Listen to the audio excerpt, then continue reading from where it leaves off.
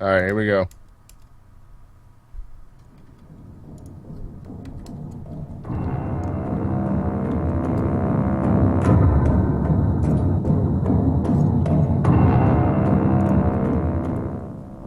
You're listening to Warhammer Entertainment's Cleanse, Purge, Kill podcast. This episode of Cleanse, Purge, Kill is being recorded on Monday, October 21st, 2013.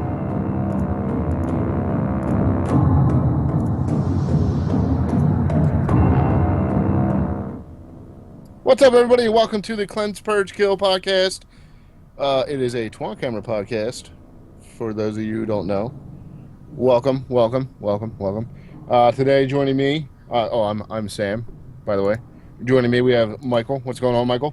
Hello.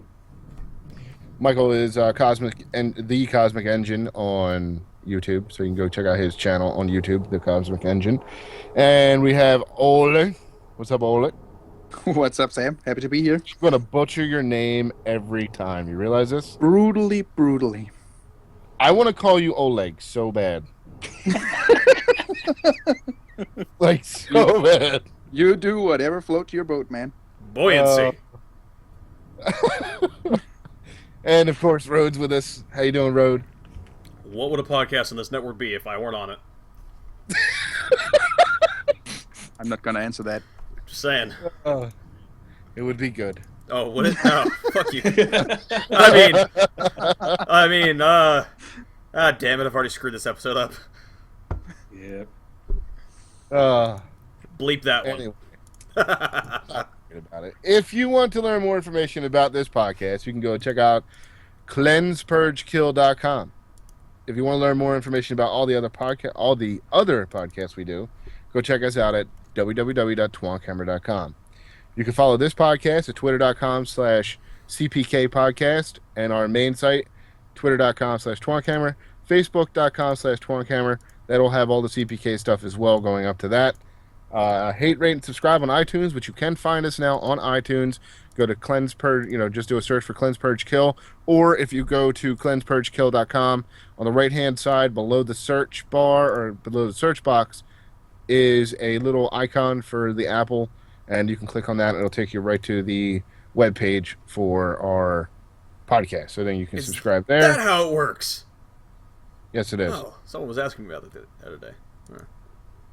Yeah, so you can go and you can do that, and you can also check out twonkhammer.com/audible and go get yourself a free audiobook.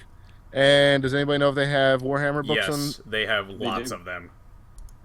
All right, so you can go get a free audiobook for Warhammer if you go to twonkhammer.com/audible. And what that does, it helps us out, and it gets you a free book. Yeah, that's awesome. You should go do it. Did I miss anything? I don't know, I think I have the notes No, I set don't up think pretty they well. have any Warhammer books on the European version of Audible. Yeah, he also doesn't have the Dragon Age books that I'm very fond of Nope. over there either, so... Sounds Well, like... then you can go read the Halo books. I don't think I can get them either. Oh, that's horrible. Isn't Europe Oh, it rubbish? sucks. Europe is a lovely country. Well, Lovely country. collection of countries. It's a lovely place to visit, you know. You're right, in and so- out, it's done, you're gone. So Ole's up a little late. It's what, 2:30 there? 2:45 almost? Oh, 1:30. 1:30. Okay, so about 1:30, 1:45 or so, whatever. And then obviously Michael's in the UK somewhere floating about, Yep. and Rode and I are in the States. So we're covering the world on this podcast a little bit.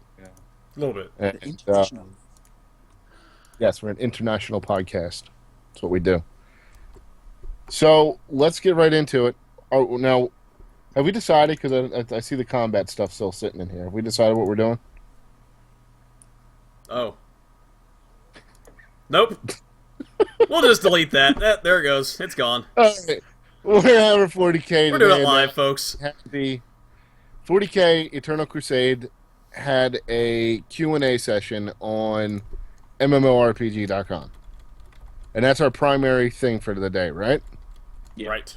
Our primary thing, our primary topic for the day. I mean, it literally just happened, so it's pretty relevant.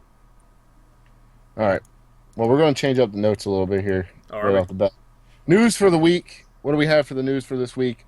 After our first episode last week, which Ole and myself were not on, they released the official forums for Eternal Crusade. Yeah? Yeah, they did. Ooh. We're already Now, plastered all over it. A lot of yes, and there's a shitload of information in there already. A lot of people talk about beta forums. Now, were they just testing out the forums, and that's what the beta forums were? Yeah, yeah. I was in the beta forums, and it was just basically testing the forums and making sure they worked and stress testing and stuff. And then they went live. Okay, so now, how long were they up in beta form? Not too long. Maybe a couple of weeks. Oh. Just that. Well, now they're live, so you can go over to eternalcrusade.com and register for the forums. And you can go and claim your entitlements that you feel that you're entitled to and start demanding things of the developers. Because we know that's what everybody does. All good Am I right? community members should. Exactly. Not everyone, but, Only Start Michael. demanding. some people. Have you seen it more? Because I know we were kind of talking about this earlier in the week. Well, I guess at the end of last week. Yeah, I mean, there's some people, but it's not overriding. It's actually pretty. It's not a bad tone so far. Yeah. Well, if you're listening to this podcast already, which I'm impressed that you're listening to it, considering the game's not going to be released for 3 years. Devotion, man. Welcome to the ride that is insane. I did this ride for Star Wars The Old Republic. And where did that get you?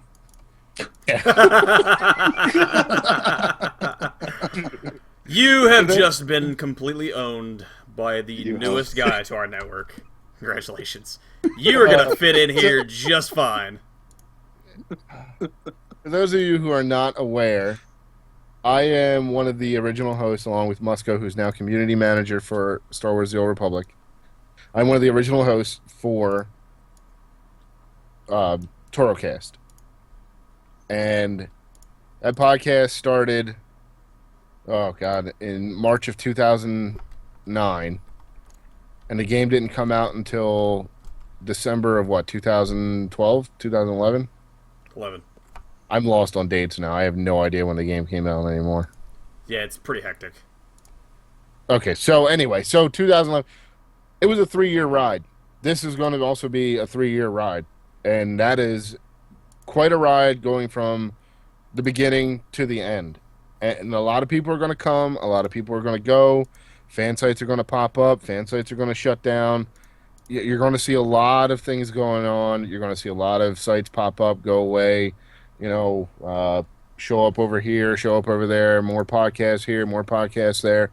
Now, I would just like to also say that ToroCast is now still going strong.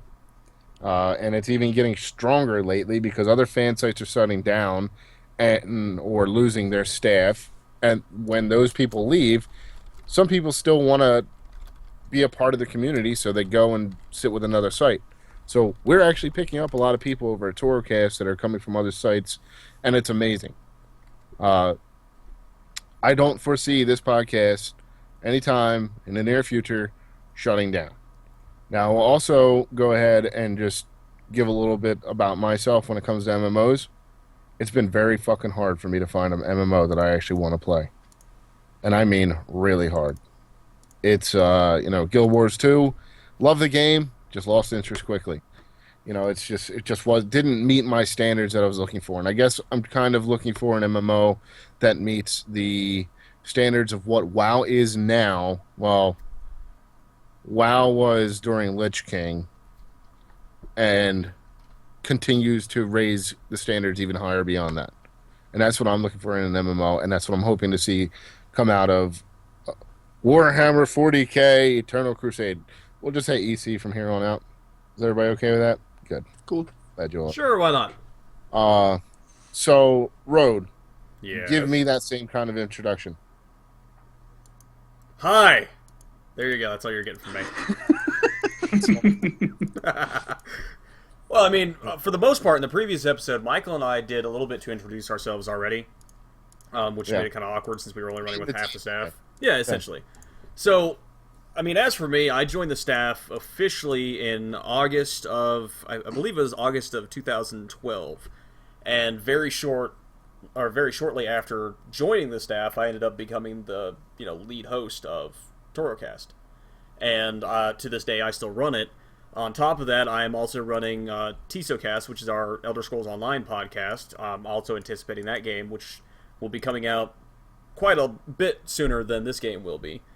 But I'm really, really looking forward to this because, quite frankly, I love the Warhammer 40k universe. I'm not a big lore nut by any means, but I love just war games in general. I love future games, and this has still got that little element of fantasy that I'm just so accustomed to because, most of my gaming experience has to do with fantasy-style games. Right.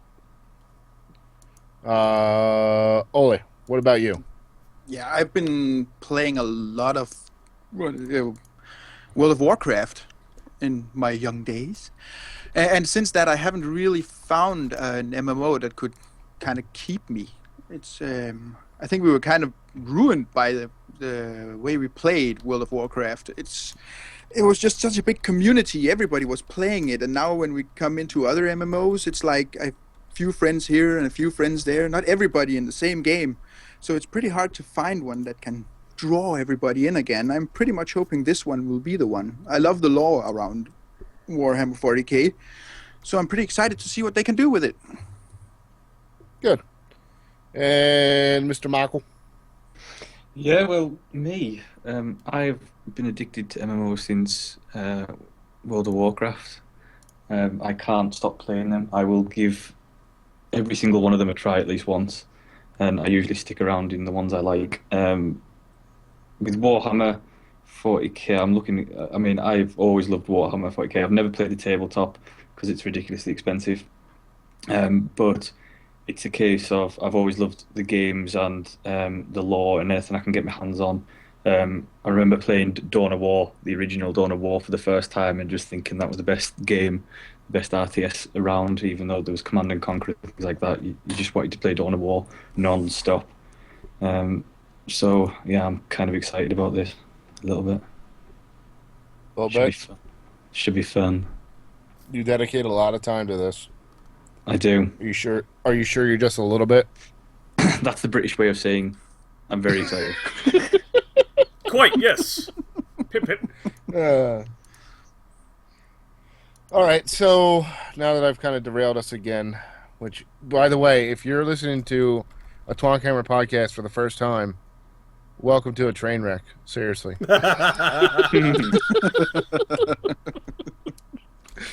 None of our podcasts ever stay on task. We kind of veer off the track and then we come back around, which is cool. It's our podcasts get interesting.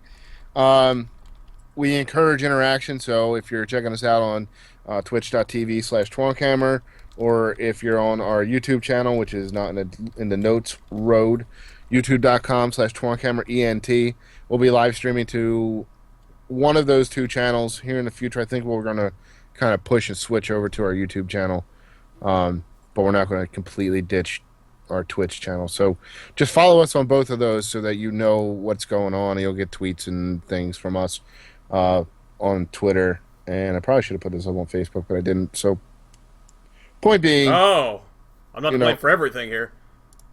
well, if you would get a YouTube or a Facebook account, you'd be the one in charge of that. Facebook is the devil. Yes. Hey, where'd everybody go? Oh, all right. Hey, look, it's Jeff. Hey, Jeff. Anyway, so Dev Q&A this week happened today, which is cool. Look, a relevant podcast. Yeah, maybe I'll actually get it edited on this time. Nah. What was like? Why don't you, Rode? Why don't you take it away since I know you got notes sitting in front of you? Oh, I don't have notes on this. I gave up on that a long time ago. I have a big document that was provided by one of the community members that has every single question answered asked during the Q&A, some of which are mine. Perfect. Want to link me that so I can look at it too? It's in the notes! And oh, is that what it is? Oh, okay, I'm sorry. And Yes. community member who put this up was Pauleh. Pauleh. Pauleh.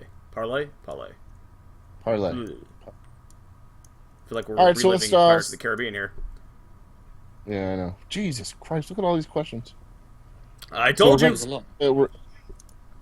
What? This is why we're getting rid of everything else in the show. All right, go ahead. Let's start.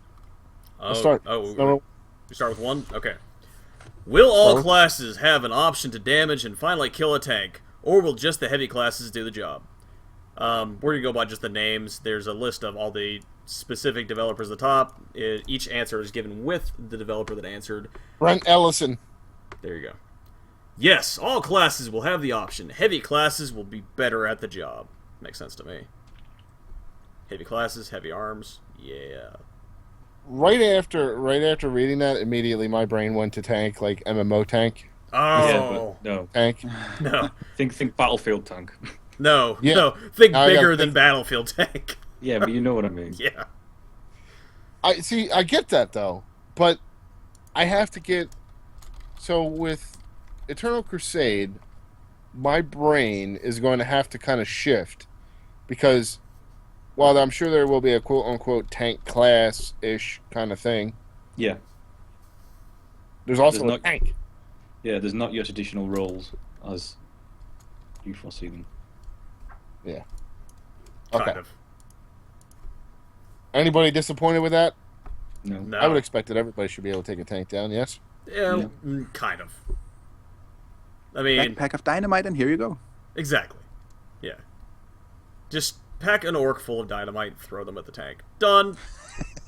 Exactly. That's Born how I see class for things. road. Exactly. Well, yeah, if I were playing orcs. Anyway, going on to the next question, I guess.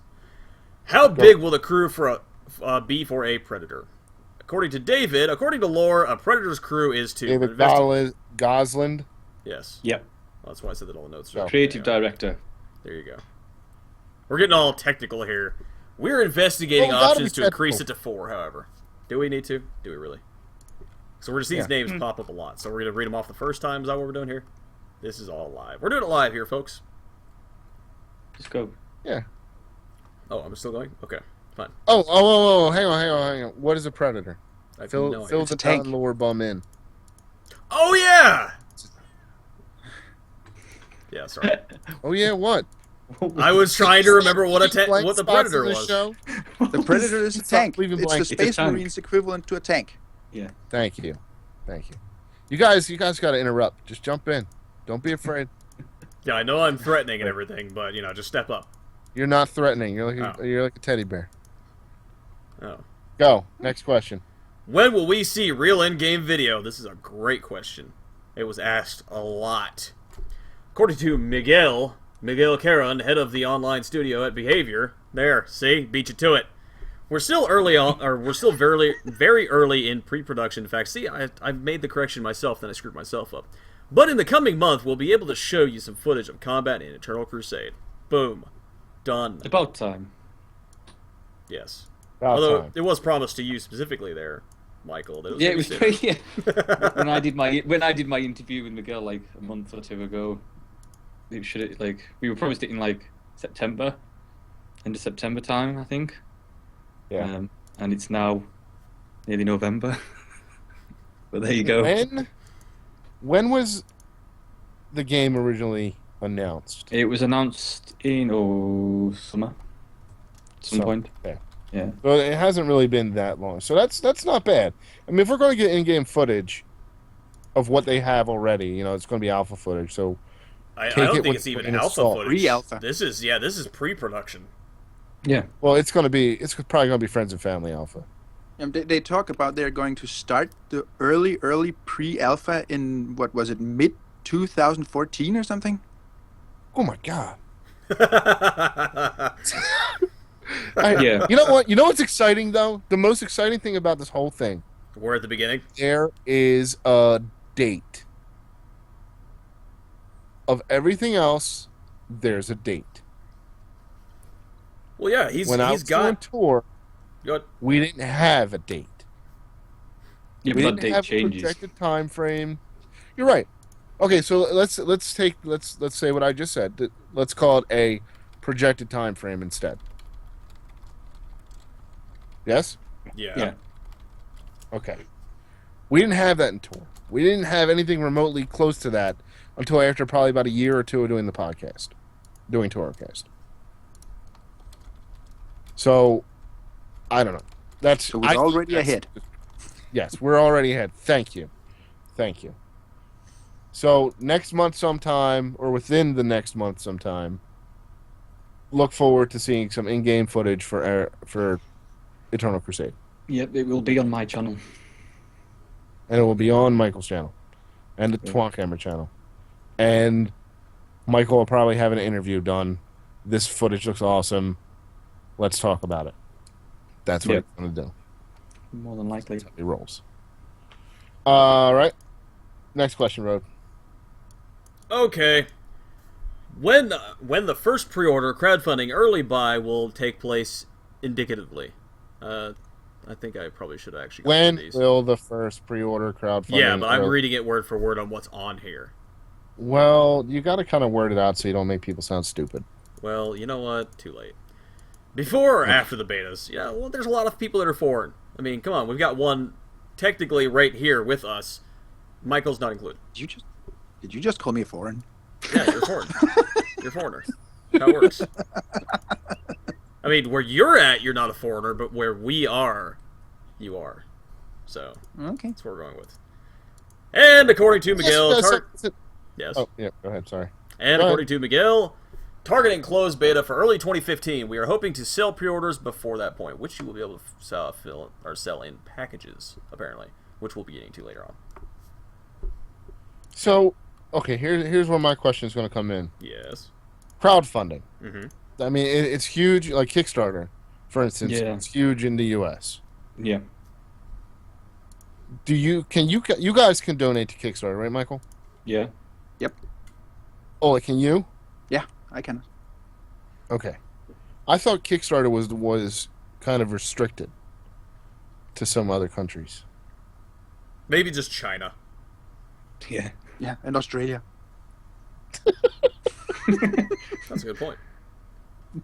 So what? It's No, not gonna go on, just this my game question. isn't going to go on I was- Kickstarter. Well, I mean, it could. Well, No, it No, could it's- very well set up its own crowdfunding thing, just like the other project that Behavior's doing, Star Citizen. You know, they're not Yeah, but- You exclusively... can buy your own armor or something. Well, Yeah, well but I they've don't- got that, but they've also got a similar system to what Kickstarter has on top of Kickstarter. But the other one they have is one they are privately running. Yeah, So- Wait. I can pretty safely say that I do not think you will see this game on Kickstarter.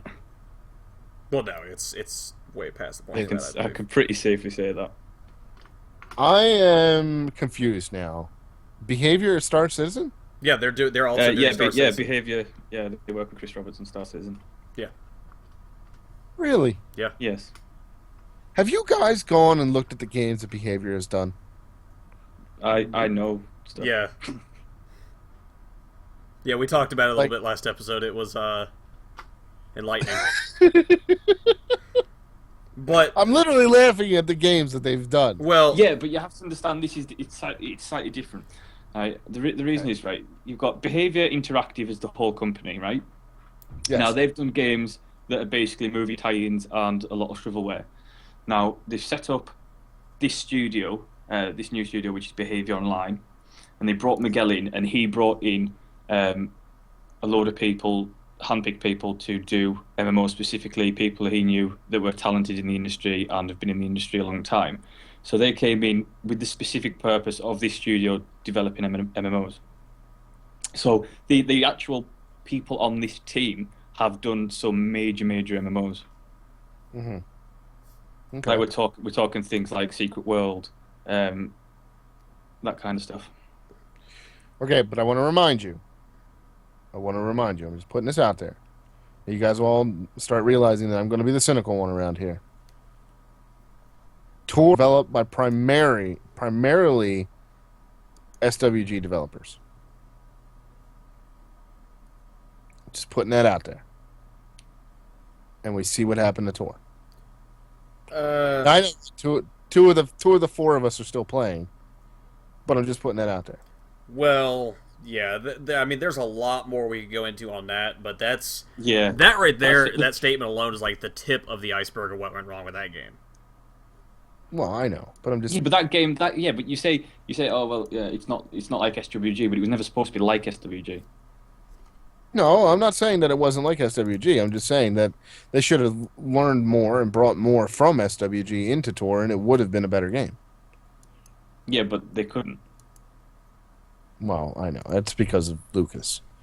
Yeah. LucasArts screwed that all up for them, and EA didn't help at all. But I'm just saying. I'm just my point is that other developers come from other games, and it's possible. Yeah, but what I'm saying is in relation to behavior, it's the point of what they've done in the past becomes void. Yeah, this is all new people, so. Anyway. That's fine. That's fine. All right, let's go. Moving on. Okay, did I even give the answer? I think I did. Yeah, alright. Yeah, you did. Okay. When the pool for the fifth or when will the pool for the fifth sub-faction appear? There we go. I'm having to piece these things together.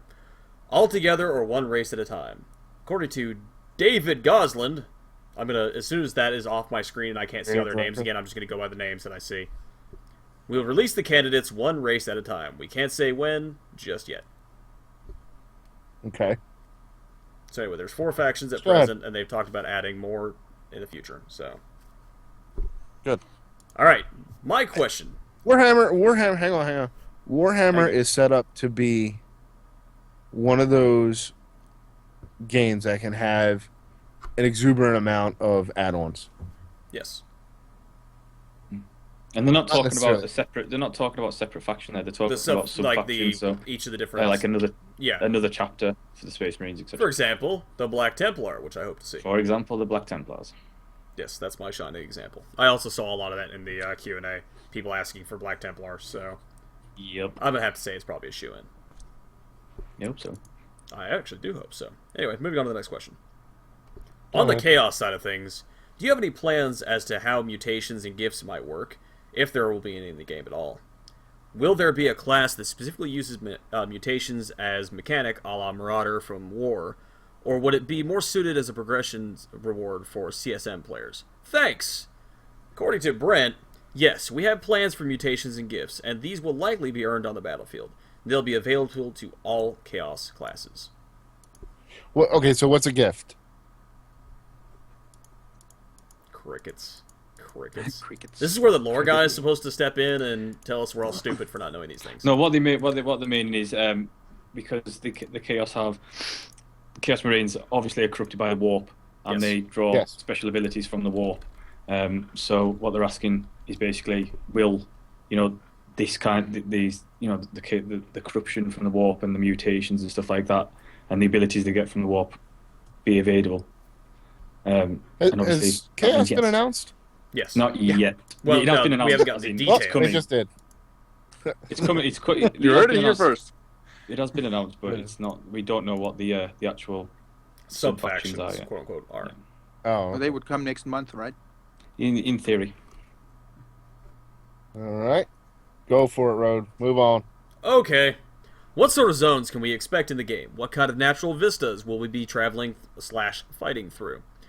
David says, we're currently planning on 4 biomes: desert, jungle, arctic, and temperate grasslands. This is only on the overland. You'll see other stranger environments in the underworld. Cool. Oh man, they're going multi-level. That's awesome. Yes, they are. It's a big planet. Well, yeah, and then you've also got to think there's which we'll be getting to later on in the Q&A too. But what about air? A game with spaceships and ships that fly on the planets.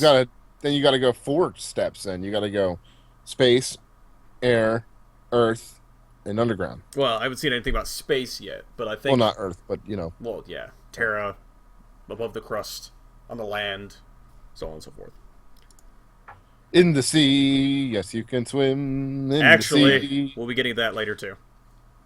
But yeah, I like that they're going to be doing different biomes. I think that's cool. I do too. Well, I mean, you got to have a change of scenery, right? Well, it's like Planetside. Planetside was very samey, Yeah. Arid, wasn't it? And it was like, oh look, more brown land. Wow.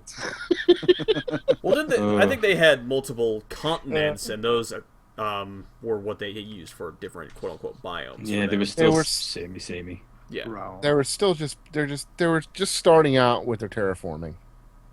That's all. Oh, that what it is? Sorry, excuses. Oh, yeah. Okay. Uh, First, since I haven't since I haven't seen it asked in the last Q&A, and I don't know if there's a rule against asking, is there going to be a closed alpha soon? I feel like everyone on the forums is salivating over being able to get their butts in the game, even if it's a heavily incomplete version. As Miguel says, soon, no. We may have specific tests as soon as early summer next year, but we're still working hard on the details. Okay. Next. well, go ahead. Yeah, I don't even want to discuss that. Okay. And second, any plans on demonic Soon summoning? is trademarked by Star Wars: The Old Republic and BioWare. Just saying. Yeah. Go ahead. Any plans on demonic summoning on the end of chaos? I already realize why this would be avoided in general, so a simple yes or no will suffice. Brent says, at launch, no. But it is pretty iconic part of the chaos experience. ... That's leaving it open. I'm fine. for I'm fine imagination. with that. Okay. Are you going to be able to form temporary alliances with other factions, or even just an individual group from another faction to help take an objective from one of the other factions? David says, yes, we want temporary alliances with another faction, decided at the highest level of the faction. On the field, it's up to you to work it out together or not. Oh man, there's gonna be so much backstabbing. It's awesome. I think it's actually temporary alliances are going to be actually. I think it's going to become a necessary part of the game so Yeah. far. Yeah. Especially And- if some of the races have a low population count. Well, that's exactly why. The reason is because I've been watching the polls that they've been holding on the forums about who you're going to roll when the first game launches, and Space Marines are ahead by like something ridiculous. Like everyone wants to be Space Marine. But that's Um, also the biggest danger by having so many races, isn't it? That they are Yeah. going to split the people up, and some factions are becoming really small and like Yeah. niche factions, and they're going to have a hard time when it comes to PvP. Well, I don't mind it because I'm going to roll Eldar, and I know that's not going to be a high You're pop, going to be but all alone. I like that though because it's fine with me. Michael will be the entire chapter. It really is a dying race. I don't care. There's more Space Marines for me to kill. But like people are starting to worry about the orc and stuff, and the orcs. You've got to factor in as well the fact that the orcs will have the free-to-play element, so that will bolster their population quite heavily. Oh, oh yeah. Okay. See, I'm in that situation again Where you don't know who you want to play? because like I like the orcs because they're quote Lots of unquote- dagger. Yeah. Because exactly. they're dopey. Yes, I like the orcs for that reason this time. But everybody is going to go play the Space Marines. Guilty. I don't know. Let them play the Space Marines. More for me to kill. I'm going to get in a dreadnought, and I'm going to smash your faces in and then burn your corpses afterward, okay? Ooh, they can said try. there were going to be no dreadnoughts. Burn. We haven't got there yet. It's true though. All right. Are there any plans for player housing? You have mentioned calling in vehicles from Morvet, possibly having some form of guild ships that carried your specific vehicles with your upgrades and clan markings and whatnot. That also had guild housing on it. Yeah, I messed that one up a little So- bit. I don't care. Have you got the Go answer? ahead. All right. Steven says, absolutely. Each individual will have small quarters in the ship orbiting planet. Squads, groups of friends in real life, will have a small hall in the ship. And strike forces, our version of guilds, will have an entire strike force cruiser to themselves. These will be somewhat customizable as well. All I want to be able to do is put up trophies, and I don't give a shit about anything else. Well, I do. Let it be said, right there. I want to do lots of customization. You want to choose carpets and wallpapers. Yeah, I do. I love that stuff. I'm telling you now. Don't care. I don't care what anyone says. I love that stuff. I do too. I'm with you, buddy. I am. I will. I just pay want to put banners hand and fist everywhere. for that stuff. And And I have know my they're going to tabard over monetize that. here. It'd be awesome. I know they're going to monetize the crap out of that, and I'm okay with it because I'm willing to pay for it. I want a place where a weapon rack where I can hang up all my different power swords and chain swords, because every other gun in the game is just, or weapon in the game is just kind of moot to me. That's how I feel about things. General said you want to play the Tau. No, he wants me to play the Tau. That's what he wants. Is Tau announced? No. So that would be all over that. It's being considered for post-launch at this point. So Damn it. Mm-hmm. Next question. Possibility of playing a Grey Knight. David says maybe, but not at launch. And Grey Knight is another chapter of Space Marines. Thank you. All right. Are the factions going to be pretty close to mirror class-wise, or are they going to be somewhat asymmetrical and play fairly differently from each other while still maintaining the traditional rules required for balanced groups? Brent says... Oh, this is a war question. Yes. From War. Warhammer. Yeah. The other MMO that died. Oh, okay. Gotcha. Brent says they're going to be... I'll explain it. Go ahead. All right. They're going to be pretty different. Obviously, there will be some similarities, more so between Space Marines and Chaos Marines, but we're aiming at an asymmetrical balance while preserving the feel of each race. Okay, so in Warhammer Age of Reckoning, the way that you had the classes, nothing directly mirrored, but there was a nice balance. So just using I only have the Chaos and the Alliance to use, or whatever the hell it was called. The Marauder was like the DPS tank kind of guy, where the what the hell is the big orc called? Black Orc. Black Orc was straight up heavy tank. You know, like he could dish out some damage, but he couldn't really do anything. Yeah, but the Marauder was the DPS, wasn't he? It was the other Chaos guy that was that tank DPS thing. Which one? There was the Chaos had a big guy too, who had all these auras like Chosen. Yeah, the Chosen. Yeah. Yeah. Thanks, chat like room. Yeah, thanks, Jeff. And that's what they're there for. There you go. Choppa was the Choppa was the straight up DPS. Yeah. And it just the way it worked, there was no direct mirror. It was like an offset of each one. Like one would be tank DPS, one would be support tank, one would be DPS, close and ranged. It was just, it worked differently than what you're used to seeing in most MMOs, and probably that was my favorite so far of how they worked. So, fantasy is okay. So that's how that works. So that's where that question.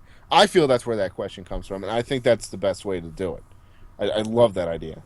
Well, couldn't it be just? Didn't they have something like it in World of Warcraft early on, where the Horde had the Shaman and the Alliance had the Paladin? Yeah. Yes. That would be kind of the same, but the problem there would be they could both heal. They could both DPS. I remember that. I remember the uproar when Paladin was available to Horde. Forums lit up like fire. Yeah, well, it's the same thing when the Shaman came in. They said the same thing. Flipped out about that too. Not every game can be like SOTOR, where every class is the exact same thing with a different name. Yeah. And No, I like effects. that they're going to be.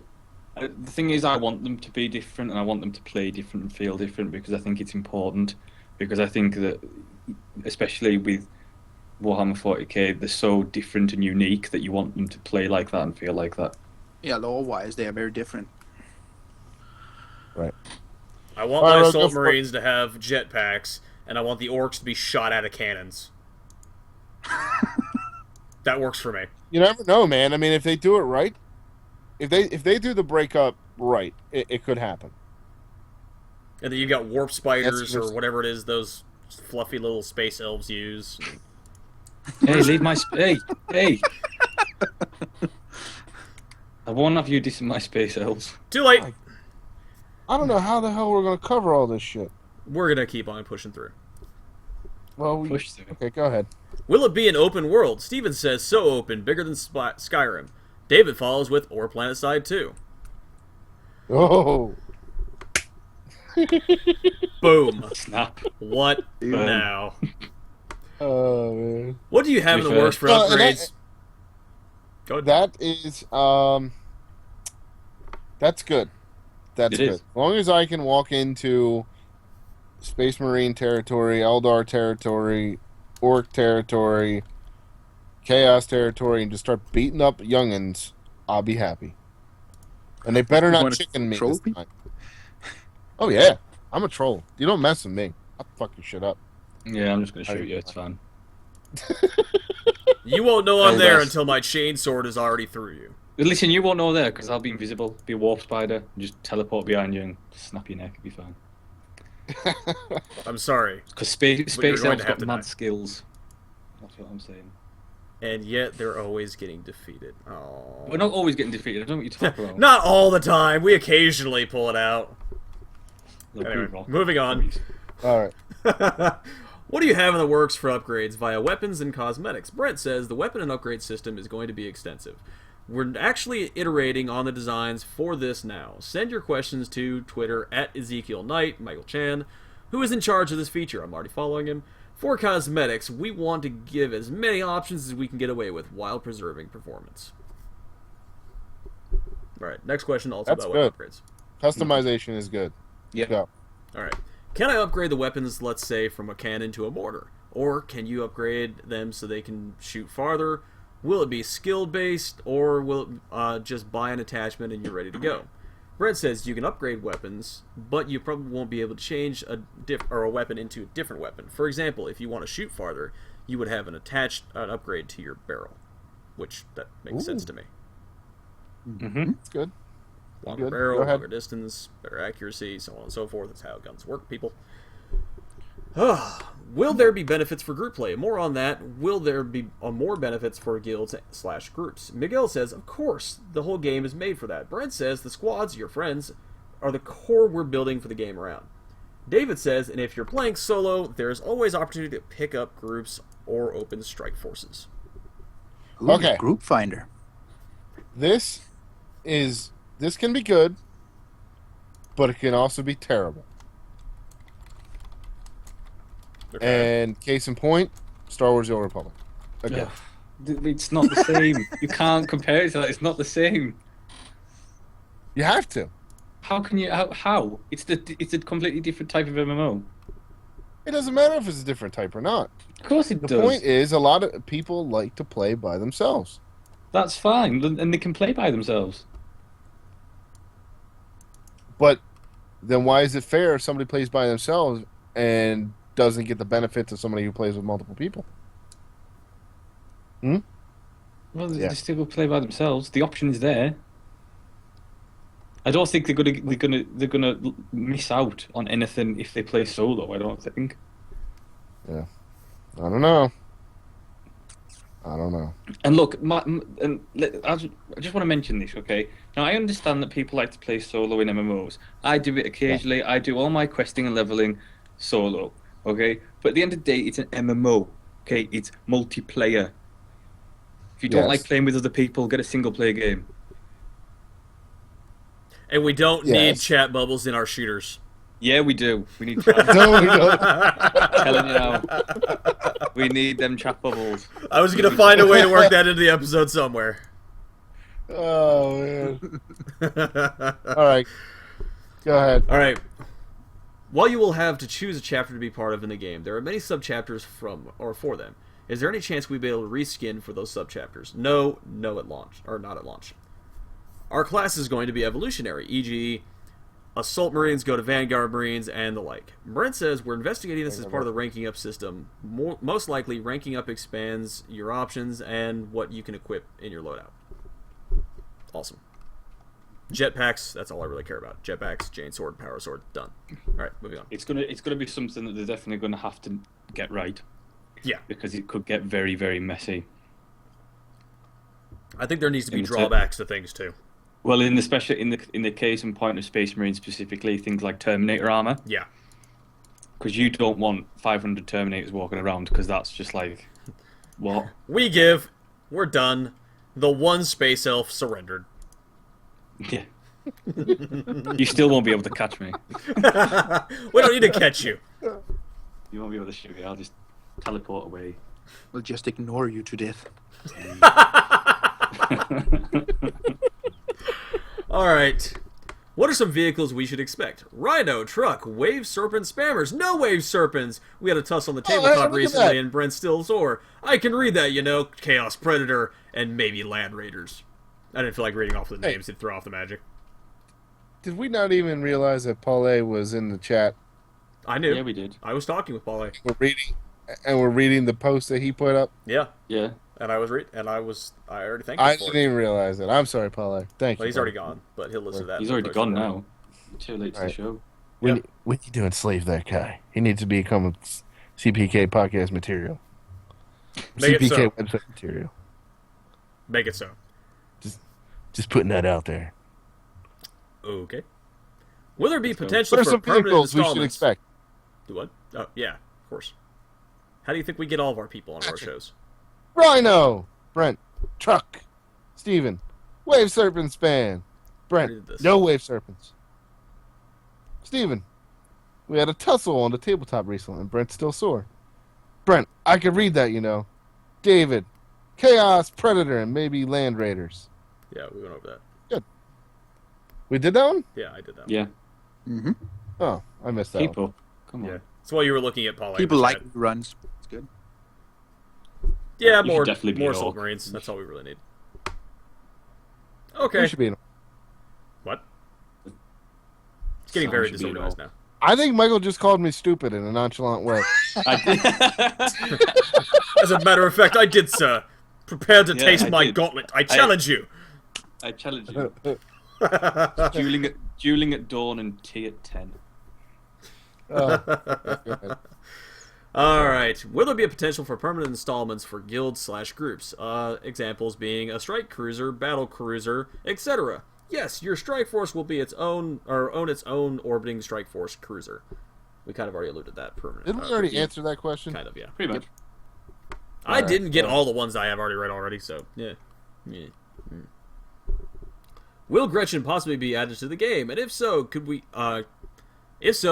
get vehicles unique to them? For example, kill a can or be able to pilot grot bombs. Brent says most likely they will be in the game, probably not playable at launch. Okay, so Gretchen is. It's like snotlings. Yeah, I was gonna say, aren't they like the really, really, really small dudes that pilot the machines for the orcs? Yeah. Or am I wrong about that one? Oh, I actually know something. I just think goblins basically. Yeah. Are you serious? Yep. Yeah. I got my new race. Yo! See you after launch. A tiny version of an orc. Pointy ears. Twice as disposable. Yeah. All right. Yeah. Could you reward things like transportation of troops? I know that driving war trucks and APCs may seem dull, but maybe provide an incentive to those drivers to ferry troops around the battlefield. After all, it may or may not be a fun job, but it's a job that needs doing. David says you can always roll over your enemies. Brent just wrote this down in his notes to investigate, so thanks for bringing this to our attention. Yeah, I don't think rewards incentives needed for that. The incentive is you get to roll What? over people. Because, and I'll tell you why, because What? I love driving stuff, so I don't know what people, there are people who love driving people across Sam's one of them. maps. Yeah, but people who want people who are driving other people's around always also want rewards for the kills that the people they are transporting get. No, that's fair It's enough. like but- the first edition of Battlefield, when you were driving a transport tank, the people who sat in the guns and got all the kills, you didn't get any of that. You didn't get any rewards for being the driver. Yeah, no, I mean, that's fair enough. You do need some kill sharing thing, but, I don't think you should get rewards just because you're driving. I think you should obviously share in the kills, but not get some special just because you're driving. See, I don't know. Being a driver. I mean, I'm literally a driver in Battlefield, especially in Battlefield 4, where the transport choppers have literally become something important now. Yes. Especially because you end up seeing, like, for instance, somebody will go jump in. I'm using Battlefield 4 as an example right now. Someone will go jump in a chopper, and then they'll take off and they'll crash into a building just so they can get on top of the building. And then they'll get out of the chopper and leave it there. Or, Or run it something into a along building those and lines. parachute out. Yeah. Just so they can get across the map. And Now, dump everyone me- else in it to their deaths. I'm, now that Battlefield 4, it's a spawn point again, I wait until, my chopper's full before I go down low and start flying around and drop people off and this, that, and the other thing. I don't know what kind of incentives to even ask for, but I'm behind this guy on this one. I think it would be a good idea to have, drove X number of people this distance, you get the X number of points, you get X number of experience, whatever it is, to do it. I think that would be great. I think that everyone that sits down in the seats of your vehicle has a small thermal detonator of some kind attached to their rear end. And if they don't thank you after they get out of your vehicle, you're able to push the button and detonate it. Yeah, I like that idea too. Thermal detonators. Is this Star Wars all of a sudden? I'm used to the Star Wars universe, and I'm taking anything revolving thermal and detonators wherever I go. What's next? What's next? Black Templars with their lightsabers going on. Yes, What Billy is wrong Boyd with that? brings up a good point. You should get points for contributing to the war effort. Yes, Exactly, that's you how should. I feel. Yeah. Okay. Fair enough. All right. All right, next question, the important one. How are you looking to add dreadnoughts in the game? Brent says, after launch, smiley face. David says, no! Which Brent follows up with, we'll see. There was another Star Wars reference. Let's keep it going. I did that one just for you. Wow. That and anytime I see no in all caps with lots of O's and finding it, I see Vader. So can somebody quickly take a pause out of our thing here? Are we looking at a PlanetSide 2 style MMO? I mean, is that what we're seeing We're here? looking at everything that PlanetSide 2 could have done right. And in then a cooler some. universe In a much better universe. and third person Yes. and Space Marine. That mostly in Can I Space go in Marine. first person? Or no? Probably when you use your scope, it'll do the same thing. Yeah. Like, you remember playing Space Marine? It's going to be a lot. They took a lot from that, so you're probably going to see much similar stuff like that, like what you saw in Dark Souls and games like those. Yeah. Okay. On the same page. We're good to go. Okay. Proceed. Okay, here we go. This is a weird one. Would you possibly have ragdolls in the game? I know Mountain Blade, they had ragdoll physics in extremely high number, and they were able to function, are still able to function. I imagine if you implement it in your game in the same way, you could have the same result. Patrick says, in all caps, "At last my time has come." This is up for investigation. We have a physics engine, but we're not sure yet. Ragdolls are funny, but I don't know that they're necessarily... I think Well, they're just looking for necessary. bodies on the ground. Oh, so a body count. Because ragdolls to Yeah, me... What are ragdolls? Is it like a hitbox system or what? Well, ragdolls to me Uh, is when you punch someone and their body goes limp and flies off in outer space. That's a ragdoll to me. No, that's not a No, ragdoll. A no. ragdoll is when somebody dies and the way it falls. Yeah, You know, it's like, supposed it to be, uses it's supposed to physics imitate, to- imitate realism, realistic Yes. physics. So Well, then if why you do they shoot call it someone- ragdolling when a body goes cartwheeling off No, into the because- distance? Because it's Because called how ragdoll it- physics. Ragdoll physics mean they imitate real physics. So if you shoot someone with force, then that force, that kinetic energy, should make the body go in a certain way. If I shoot someone with enough force, they should turn into paste. Yes. Well, exactly, yeah. Okay. In essence, That's still ragdoll physics, though. That's gooification. it's gooification. When do you think we'll actually be able to see some gameplay? Hopefully next month. Long story short. TM. Yeah, exactly. Yeah, I didn't want to say soon, okay? Oh my god, next month PM. That is Miguel's thing, I think. But Okay, he's such a fair nice enough. guy, but that is his thing. It's like next month or soon. It's like next month TM. It's like we'll see gameplay footage next month. That was 2 months ago. Miguel, when you listen to this tomorrow, next month, TM that shit.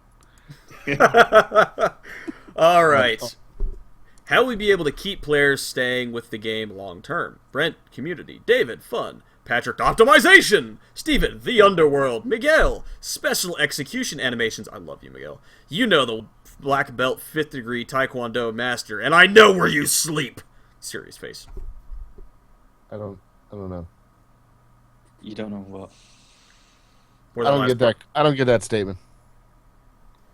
If you leave the game, he will track you down and kill you. Oh. Come on, keep up. Yeah. Sorry. Will there be any crafting in the game, and if so, what can we expect?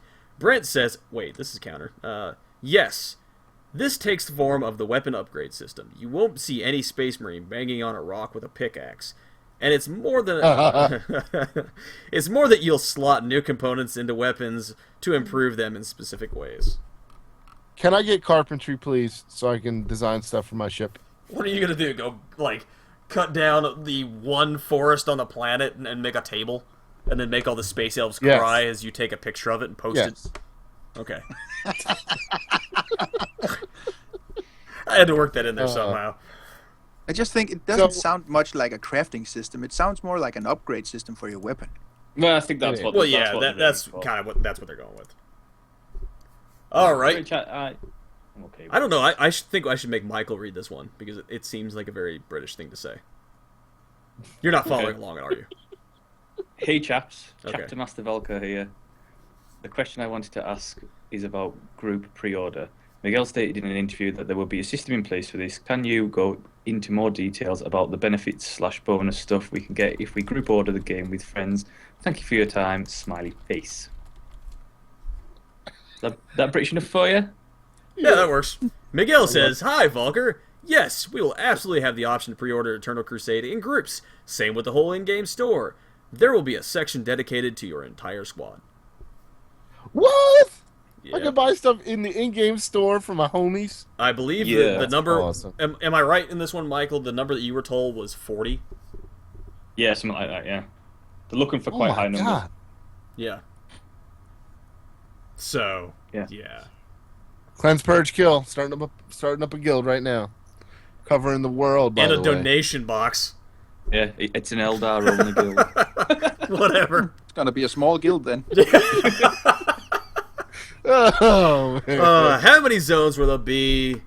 And how big will they be with the instance or WoW-like? And will they be instanced or WoW-like? How about that? There we go.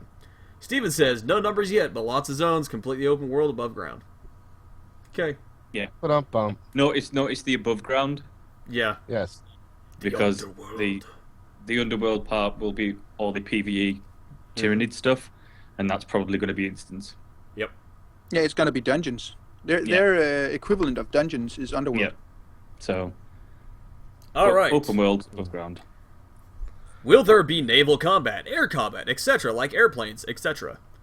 Brent, no naval combat. We're investigating aerial combat. Patrick says, yes. Investigating. Very good, Road. Now you're getting into it. I've been into it. Yeah, but now you're starting to get into the fun stuff and the way you're reading it. Good job. Oh, okay. You're welcome.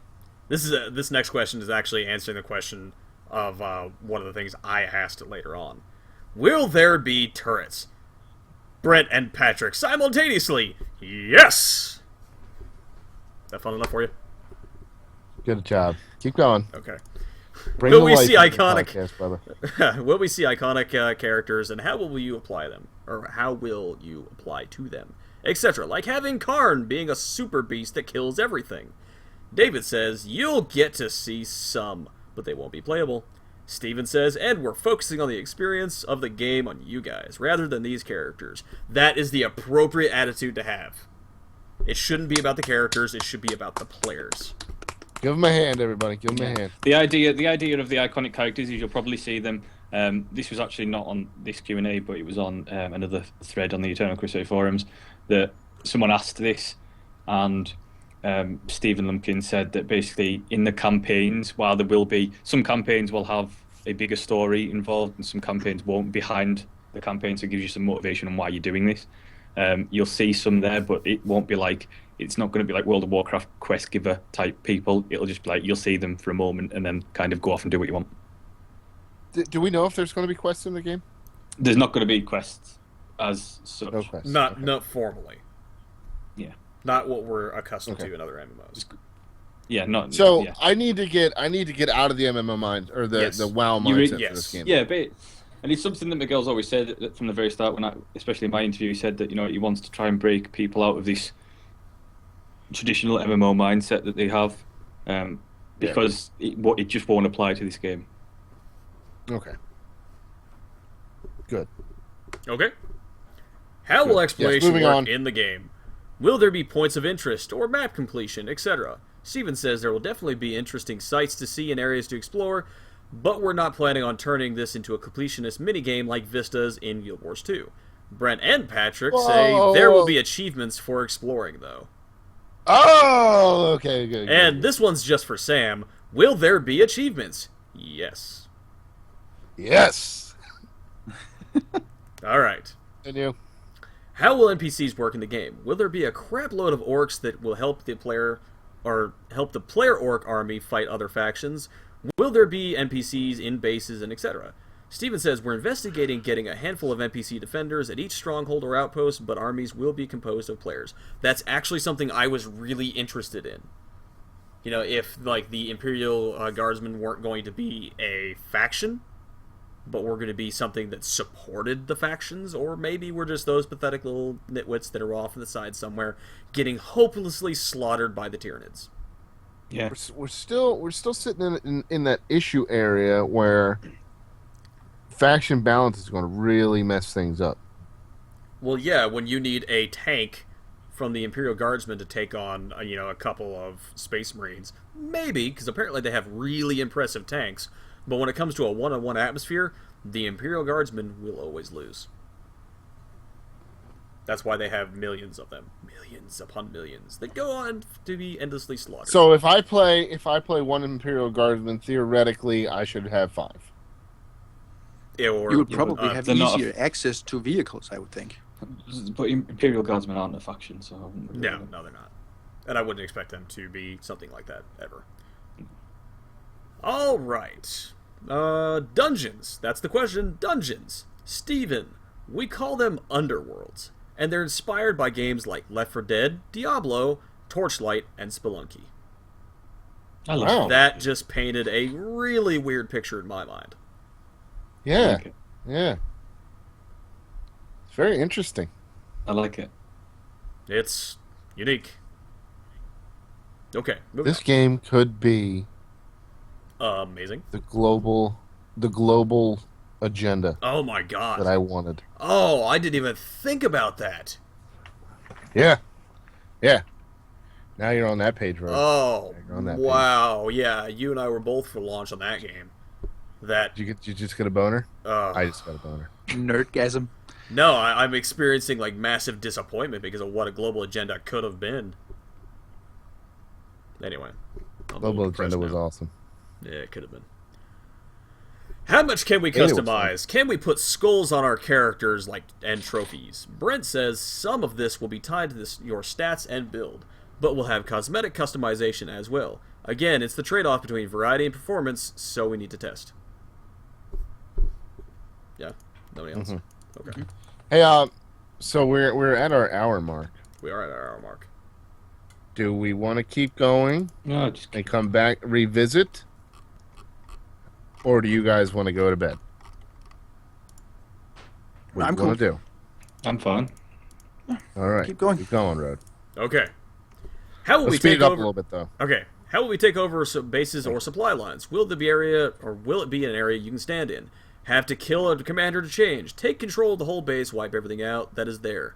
Also, will things be destroyable, etc., like walls, buildings, barrels, bananas, and so forth? Brent, we will have to split up the Zerg, so when it comes to the large bases, we're going to look for ways to require players to hold multiple points simultaneously to hold a zone. For small bases, this may be a matter of holding a single point. Steven says we'll have discrete destructible buildings, or building areas, or areas. I'm just getting all confused trying to read this fast. Perhaps some sections of the walls or gates, but the majority of the world will not be destructible. Paraphrase instead. I'm reading this. So we're not looking at Frostbite Engine 3. No. Okay? I know you're all depressed about it, but it's not going to happen. Go ahead. It's fine. Alright, will it be a 24-hour day and nighttime cycle? How will the daytime fight be different from the nighttime fight? Will bullets and bombs light up the sky? What will the weather system be like? Can weather systems change outcome of the fight, etc.? Examples being fog, rain, smoke, fire, blizzard. Fire should always be present, no matter what.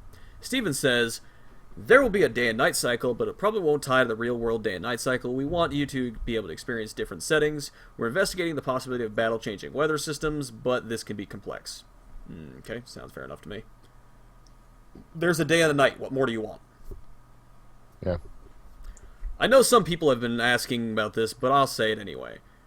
Will we be seeing different genders in the game? IG, Imperial Guard gets female and male soldiers, Eldar as well. Just a thought. David says, we're staying true to the lore with gender. Eldar will have the option to choose between male and female, but Space Marines and Chaos Marines will all be male. Orcs are fungi, so we have that going for us.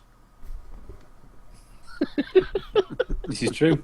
They are plant people. Fungi. Whatever. They are Fungi. Whatever. Yeah. I am a fun Yeah, guy. plants. Thank you for Funky. noticing. Funky Fresh. That's like Lol's name. Oh, you had to do that, didn't you? Yep. I did. Can you confirm the I didn't- engine had you to are be in using recording. yet? Miguel says, yes, it's Patrick. Wait, chainsword revs. Miguel, ouch. I would have said more than that if someone hit me with a chainsword, but, it is what it is. Patrick, not yet. And then Miguel goes, grrr. Miguel's like Dog, dog. Miguel is to what is to Warhammer Eternal Crusade. Mm-hmm. Is to what David Belcher is to Embers of Chaos. Oh. Yeah, I guess that is a good comparison. Thank you. Shameless plug for my company. Yep. Brilliant. When will you announce more information about Eldar and Chaos factions? Smiley face. David, Chaos will be revealed quite soon. It'll come out tomorrow, just to spite us. That's how it works with Torahcast, anyway. Yeah. Anyway, I just would like you to boast a little bit with this post. Currently, what do you think is your greatest feat within the game's development, and what do you think the game will be, or how do you think the game will be received by the 40k community, including the purists that think bending the lore for the game is extremely heretical? I like how you put heretical in there. That's very lore-centric. Brent, our greatest feat hasn't happened yet. Miguel, and will definitely be well received. Our lore purist fans are passionate, but they understand that we have to compromise sometimes. Brent, and our lore purists will be delighted once we announce our... Patrick, chainsword revs! Brent, again, ouch! He should have been, oh my god, my legs! David, thank you, Patrick. That's a shout out to Billy Boy there in the chat. I'm pretty sure we went to announce the writer. What, do you like how I just made that transition immediately? Yeah, I looked over to the left like I have the microphone in my face, so I had to kind of like lean back so I could read it. And I just see Billy Boy's post that says, "Oh my god, my legs." Yep. Oh, I thought it was man. suitable.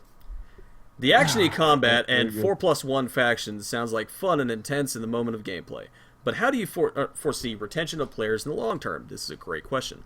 I know you've mentioned campaigns, but how do battles have a meaningful impact from battle to battle and territory and resources claimed for the player population? I mean, will players gain a sense of conquering and claiming whole planets or galaxies and have to run their war effort strategically for EG? I don't know what EG is. Example. I guess. Example. Why not I think he was EX? going to do an example and then run out of characters. Road's Yeah. gonna play an orc too.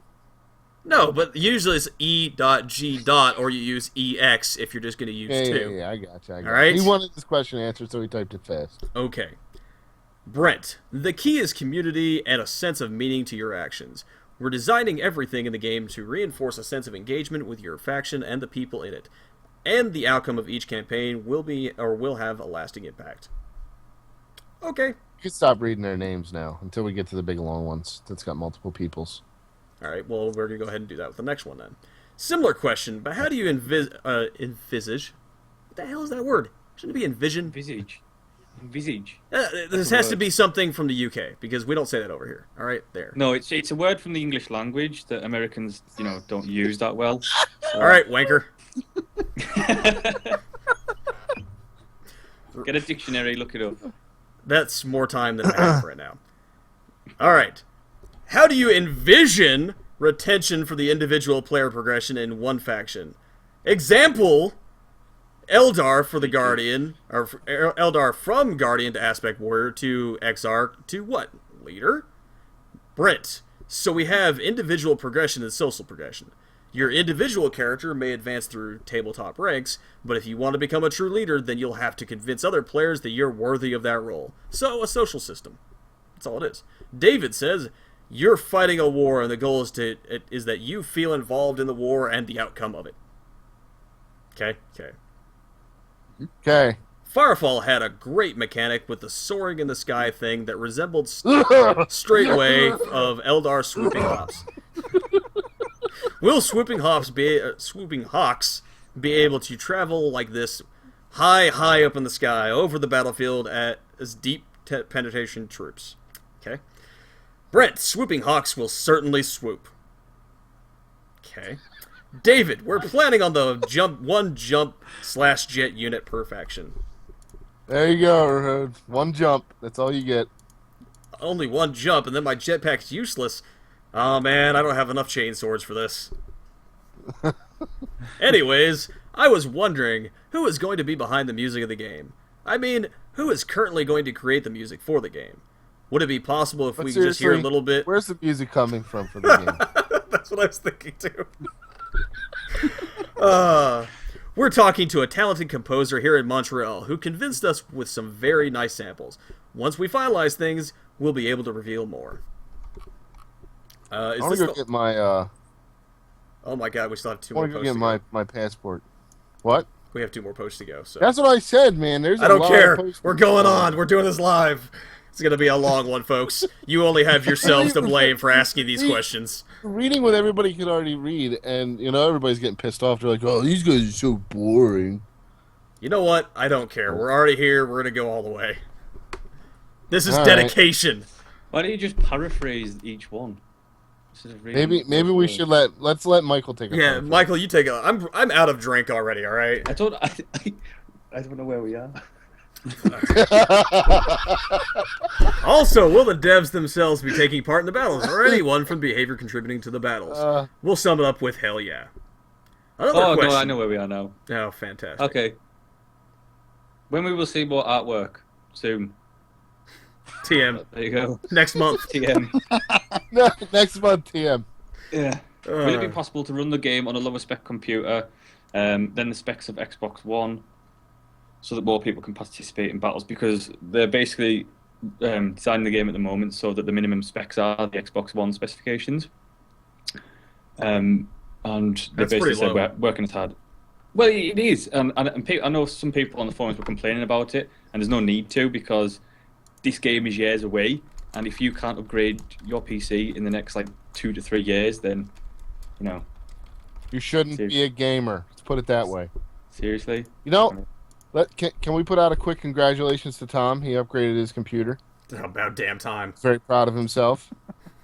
I mean, hooray! Michael replaced you. Good job. We upgraded from Welshman to a Brit. That's weird. Well, technically, the Welsh people are Brits. Yeah, but you're not Irish. We're still working toward that. Now. All right. So then it goes on to, since you've included a picture of a Blood Gorgon on your Twitter, will Blood Gorgons be one of the Chaos Legions? And they said, we're letting the community vote for the final chapter, so this may be in your hands. Will it be possible to collect skull from your enemies, or collect any armor or other items? I'm writing this down in my notes, so basically, maybe. Will it be possible to ascend to Daemonhood in the game, or is that a bit over the top? Basically not at launch, but maybe after. How many Tyranids will be on each map? They basically said it could be hundreds or thousands. They're not sure. They'll see. Let's have a look. I'm trying to see if we can skip a few of these, because some of these are just... multiple. Some of these don't need to be... Why are Nids not a player race? They're the cutest of the bunch. Tyranids are mindless troops that have slaved the will of the hive mind. Meaning, you can't play them. Because they're it wouldn't make sense in lore for you to play a Tyranid anyway, because it's a hive mind, so... They don't have individuality over there. They don't. They're communists. So, when Blizzard announces at BlizzCon that they're going to make the Star StarCraft MMO, they shouldn't allow Zerg to be playable. I agree with that. I don't care about StarCraft. It's just a blatant rip-off. So It is. Well, it Yeah, was but wasn't it originally originally StarCraft was supposed to be? originally, yeah, Warhammer. yeah, it's just StarCraft doesn't do it for me at all. And the Protoss or the Eldar. So anyway, moving on. Are you guys planning open beta at any point in the development process? Expecting to have open beta probably at the end of 2015. It says here. This date keeps changing because we were told that it was 2014 for beta, like the late 2014 for release in 2015. So unless they've just said it wrong at some point, or they're just throwing numbers around. Or they're just throwing numbers around, or they've come up against issues. It'll be next month. Behind the scene, but we'll see. Whatever. Augmentation is a huge part of lore in many factions. Things like Cyborg, Blitz, and I'm not even going to try and pronounce that. Mechadendrites. There you go. Good job. I can speak English too, Michael. That's not English. It is now. What are you, Kit?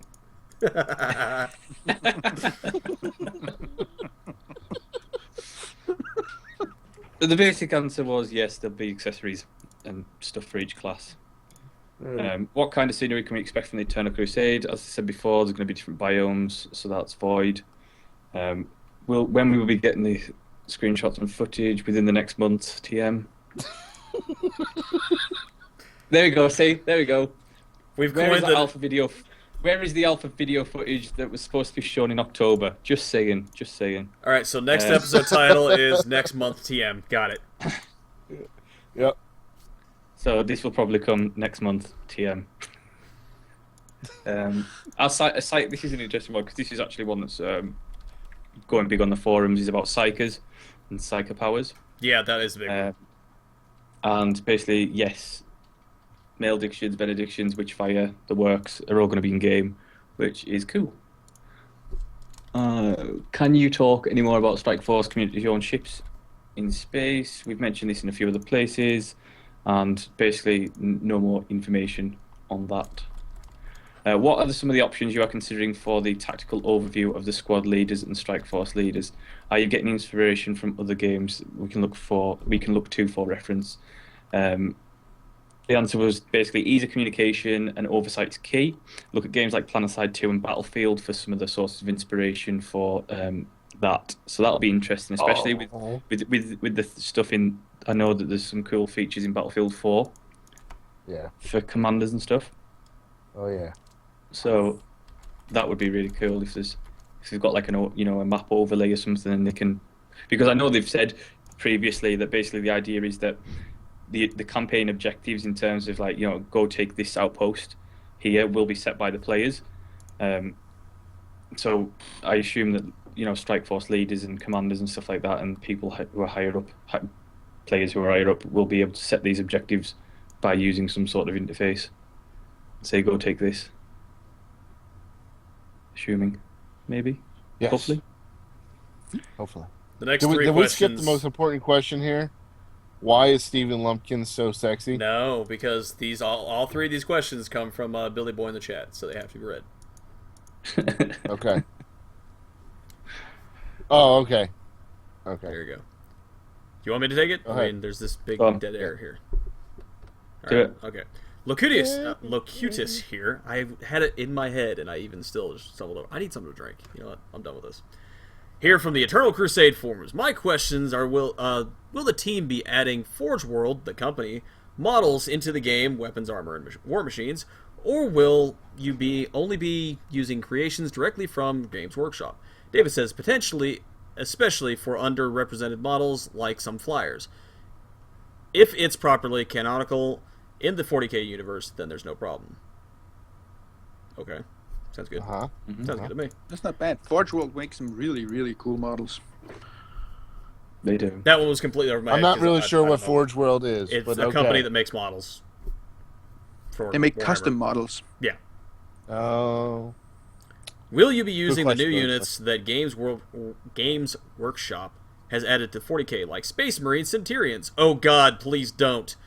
Or will you stick to the classics? Brent, Centurions specifically won't be in the game for launch. We're prioritizing the more iconic units first. David, never Centurions! And then in parentheses, Steven says, David ran a 3-held Drake cheese army and lost with it twice in a row, the second time because of Centurions. The important question of these three, though, is also, why is Steven Lumpkin so sexy? Miguel, puzzled, answers, what? I lost my spot! And Steven humbly said, oh, shucks. Oh, shucks. Who says that? Road, I want you to rewrite this entire questionnaire as a story.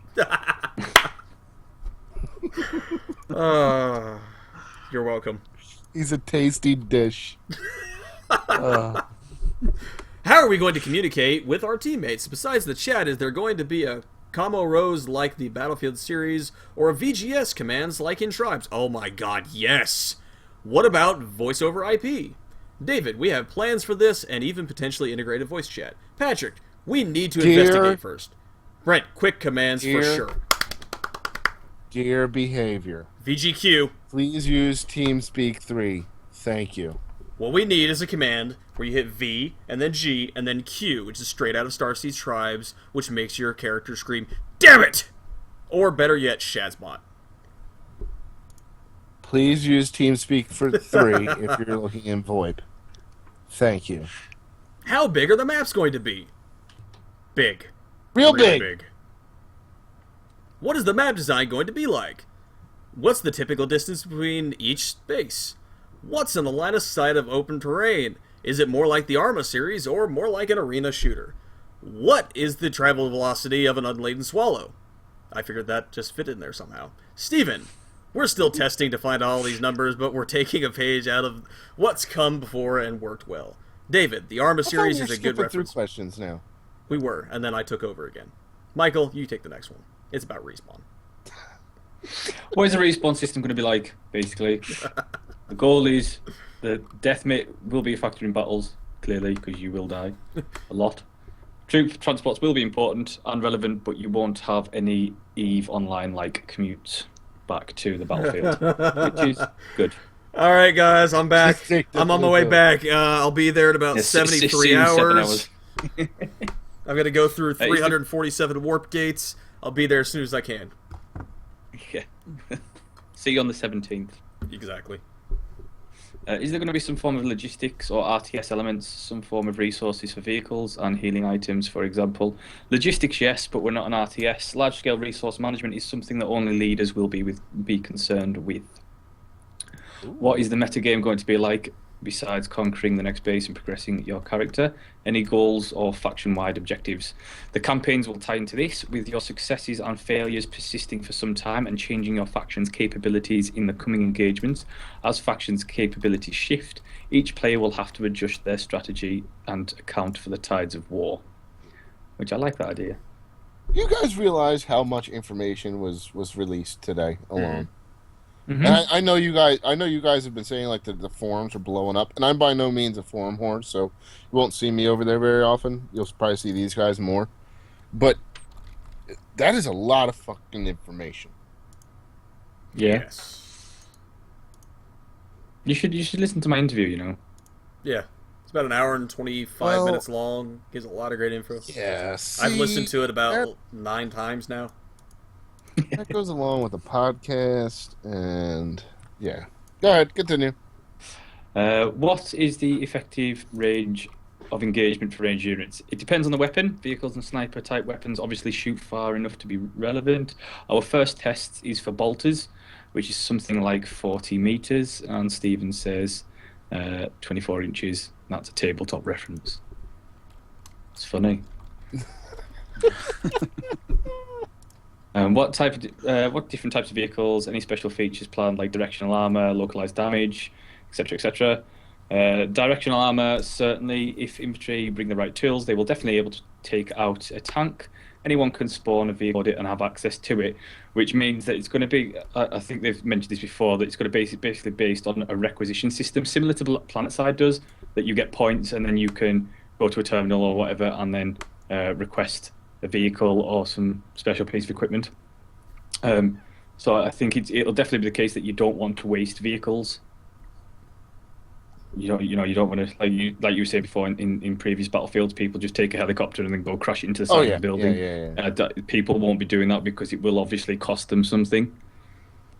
Well, I mean, that's how PlanetSide works as well. I mean, Yeah. You have to wait for respawn, and if you burn up too many tanks, I mean, you got to wait until that tank is back and ready to roll.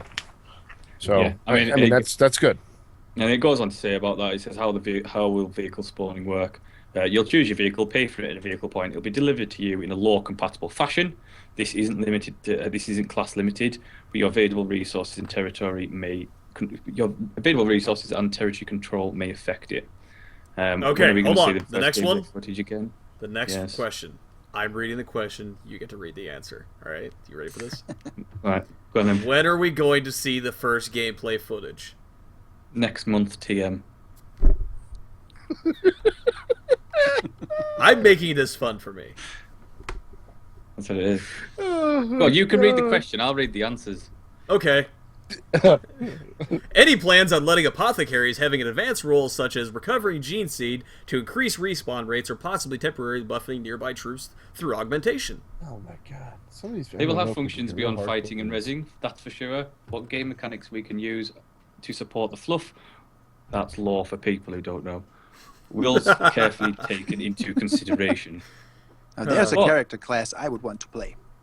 It's the medic. It's the medic. The medic. There's such a cool medic, though. It's the coolest medic around. is. Apothecary. They're so awesome. I just want to die and someone shove my gene seed into some kind of like dreadnought and then I run around and smash things until I inevitably. It's not happening.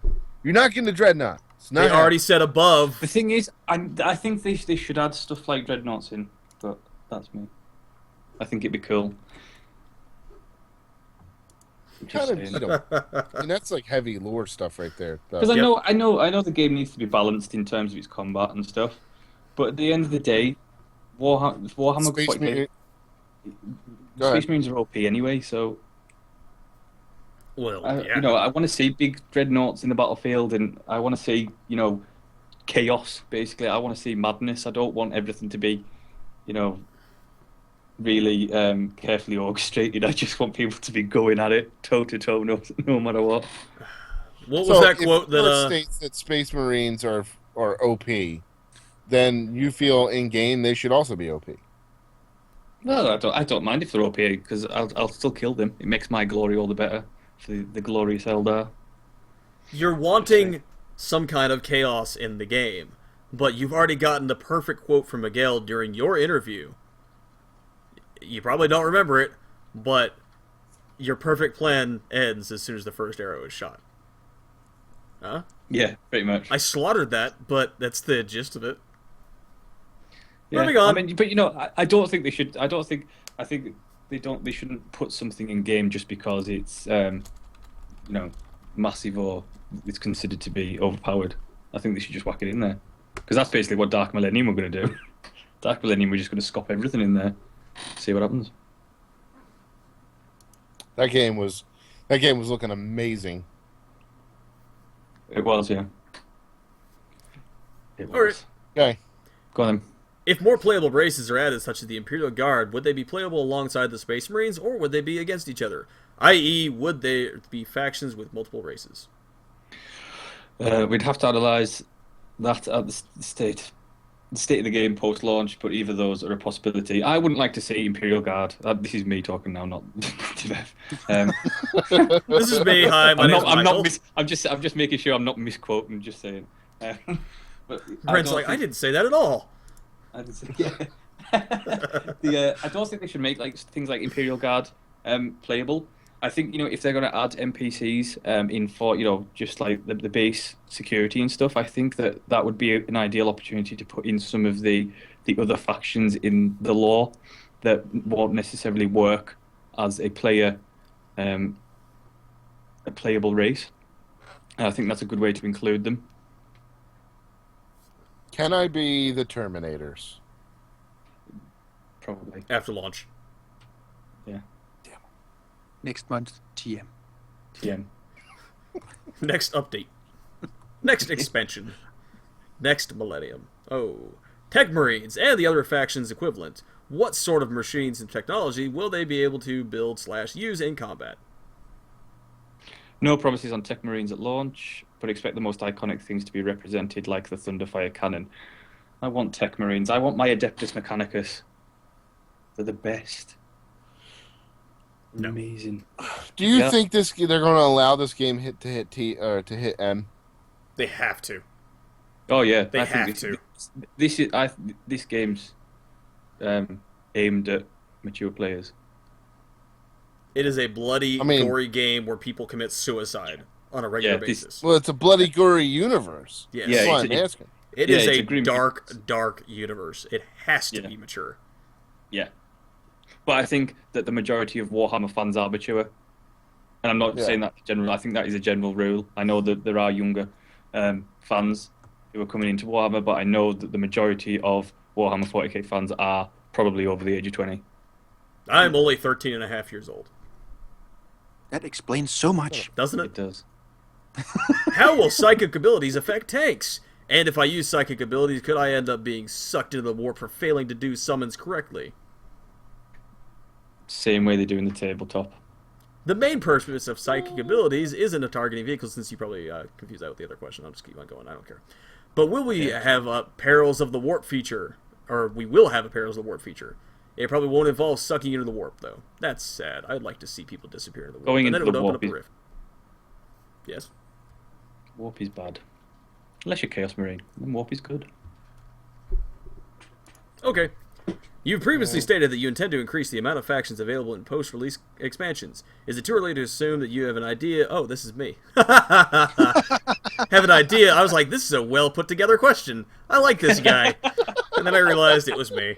Is it too early to assume you have an idea what order you'd like to release the ones you have in mind? Or do you intend to turn it to the fan base once you've reached a point where you can begin work on said post-release content? David answered me, yes, we have an idea, but we'll watch what happens after launch to make a decision. And then I asked... Necrons. Yes, Necrons. I figured you'd say that. And then I asked, from what I've seen from orc forces, or from what I've seen, some orc forces are, well, expendable.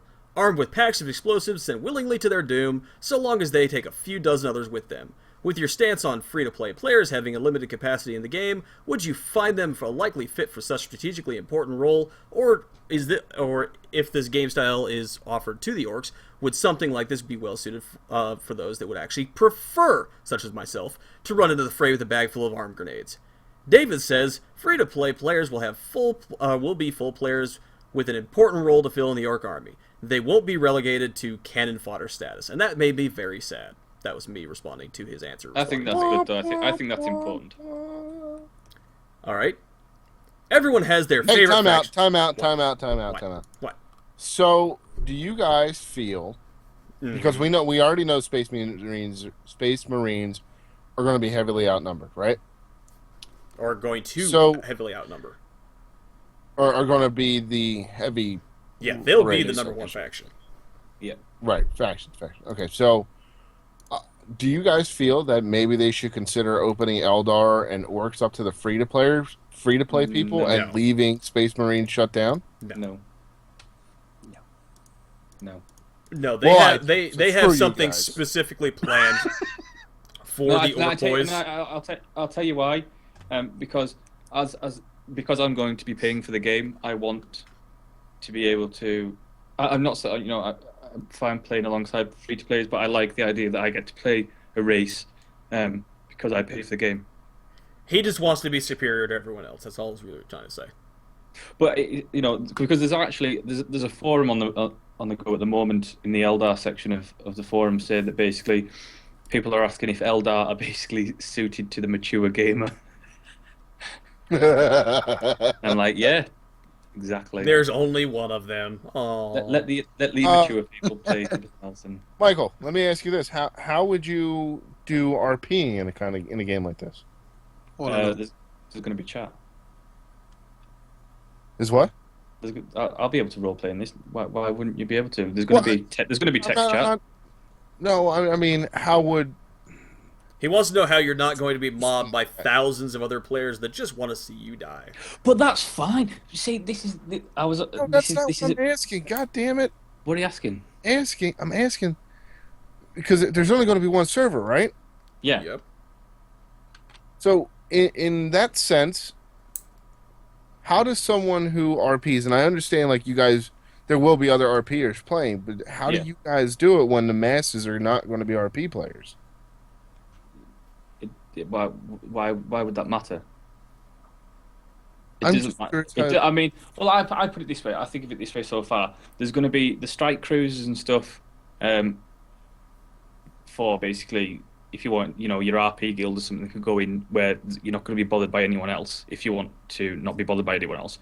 But I think the idea that basically it's not going to break my immersion RPing on the battlefield if we suddenly get attacked by 20 gankers, because to me that's going to add to the experience, because that's actually what the Warhammer 40k universe is like. At the end of the day, as a role player, you have to accept and understand the scenario you're in, and you're in a war. You're in a battlefield, you're in a war, so you can be attacked at any moment. Gotcha. Them boys See, is I'm not talking with against RP. doomies. Let's get him, boys. What people do with RP, I think it's amazing. I wish I could do it, but I can't. I like to gank people, and I get too excited about that. But you know what I'm saying. Like, I was just curious how you would go about it in an open world like that. But okay, good. Yeah, Thank but you. I mean, it wouldn't be a problem, and it's going to be big. It's not like the whole entire space is going to be populated constantly. There's going to be probably corners of the map you can go to if you want a bit of quiet. Right. Okay, moving on. Okay. Everyone has their favorite faction. Mine happens to, shockingly, be the Space Marines. But what about you? What's your favorite faction? David, Tyranids, Brent, Chaos Daemons, Steven, Dark Eldar. No one likes the regular Eldar. Aww. I like Steven. He likes Eldar. He likes Dark Eldar. That's different. He likes Dark Eldar and Eldar, so he's cool.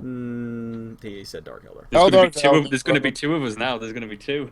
No, he's going to be playing the Dark Eldar. You'll be playing the regular Eldar. They're not playable. Dark Eldar aren't playable. So. They are for the devs. Don't argue with me. No, they're not. All right. My final question. I'll cease my question. See, I even said so. With this. One of my favorite parts during the previous Warhammer 40k video games is the ability to call in tarantula sentry guns, or some similar piece of automated mechanical masterpiece. You've noted your ability to call in orbital strikes from guild frigates, so are sentry guns something I could also look forward to. David, we're planning to have deployables, but we don't know what the specific choices we'll have. Tarantula sentry guns. Done. Okay. Last question. One last question. I know the game is mostly I know that this game is mostly about PvP, but I love my PvE content, such as dungeons, instances, and raids. Will we see any of this? Steven, we're going to offer underworld dungeons that take inspiration from games like Left 4 Dead, Diablo, Torchlight, and Spelunky. If you like that kind of cooperative PvE, Spelunky, you heard me. Gameplay, then this should satisfy your cravings. And that is the end of the Q&A. Hooray! My God. That wasn't very long. I think we should save the lore for next time. You think we should save the lore for next time? Okay. Yeah. Yeah, we got a lot of stuff. So let's talk about what we're going to talk about next week, real quick. I don't know what we're talking about next week. So on next week's show, we're going to talk about Michael's interview with Miguel.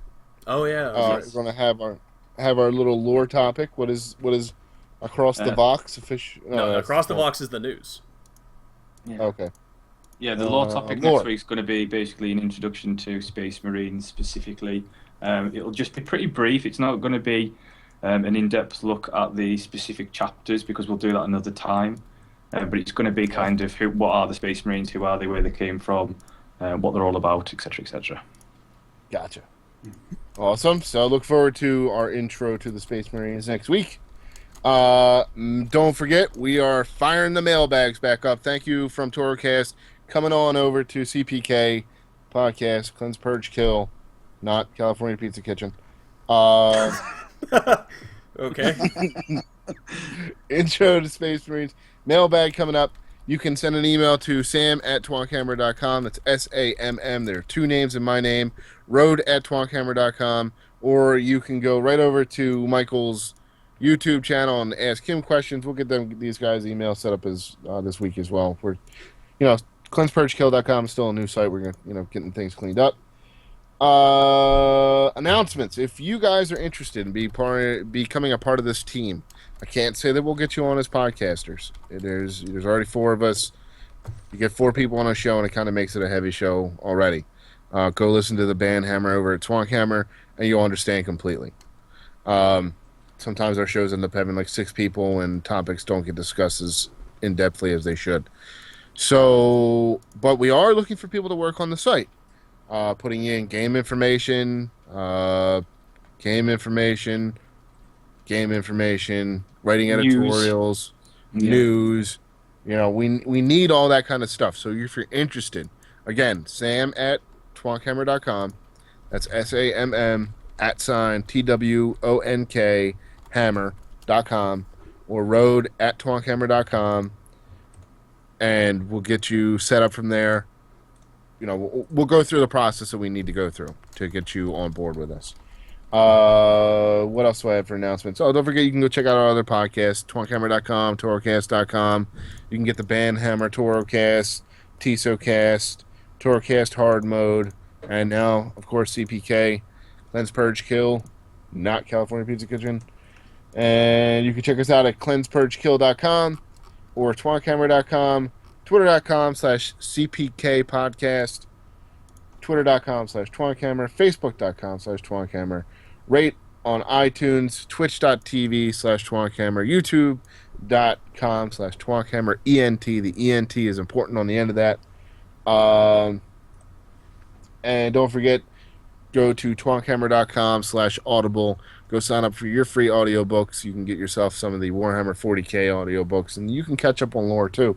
So I think you should go check it out. And if you're living in Europe somewhere, you don't get those books, so I'm sorry. Yeah, you have to read them instead. No. It's actually quite surprising considering basically Warhammer started and still is primarily based in the UK. You would have thought that they would have the books available in the UK. Just saying. Isn't Games Workshop out here in the US? No, Games Workshop's based in Nottingham. Oh, really? Yeah. Warhammer 40K is English. Don't you know all good things are English? I'm sorry. I apologize. I'm thinking Wizard of the Coast. I apologize. Yeah, they're based in Seattle. Yeah. All good things are English. So don't forget to send your mailbag questions in. Ask us questions. So you're sitting there saying, what kind of questions should I ask? I don't know. Just bring something up. Anything. We'll discuss it. We'll give our opinion on it, and obviously at some point down the line, we'll see just how right we actually are.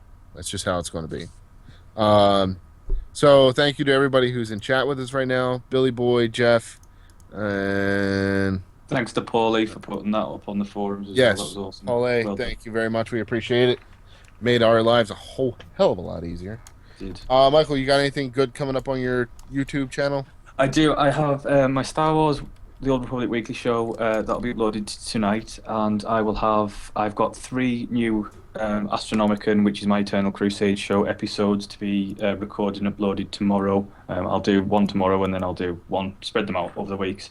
I've got a couple of games coming up. I'm going to be playing through Games Workshop's Talisman Digital Edition soon with Strel and Alex. So yeah, there's a couple of things going on. So head over to youtube.com/thecosmicengine and subscribe. And if most people do now, all my subscribers add me on Steam, and you can come and play Dawn of War 2 with me anytime you want. Yeah. Nice. And next week, you can look forward to Twonkhammer playing a lot of Battlefield, especially right after CPK. As soon as I start this editing, for that episode next week, we're going to be jumping right into Battlefield. So you'll be able to catch that on twitch.tv/Twonkhammer or on youtube.com/TwonkhammerENT. We're going to be live streaming that stuff. Ole, do you do anything awesome that you want to tell the people about? Well, not really. I'm here. Okay. That's the most awesome thing I'm doing. So how was did you enjoy your first podcast, sir? Yeah, it was fun. Not been the most talkative of guys, but yeah, we'll get you worked into it. Yeah, enjoy it while I'm quiet. You got That's not a change. You got to learn to just jump in. That's all right. So, from all of us here at cleansepurgekill.com and the Twankammer family, thank you for joining us. We hope to see you guys next week. We hope you go and spread us around. Go tell everybody about this podcast. It's very important. Help us be number one on iTunes or something. That would be fucking amazing. So hopefully you're enjoying the podcast. Hopefully we could do anything better. If you have any tips, ideas, or anything for this show, pass it off to one of the 2 email addresses that we dropped earlier, or on Michael's YouTube channel. You'll drop it there as well. So from me and everybody else here, thank you very much. Talk to you guys next week. And to Later. close us out, I do this quote from an unknown guardsman. Those are Eldar? I thought they'd be taller. Wow, wow, wow, get out. Da-da-da-da.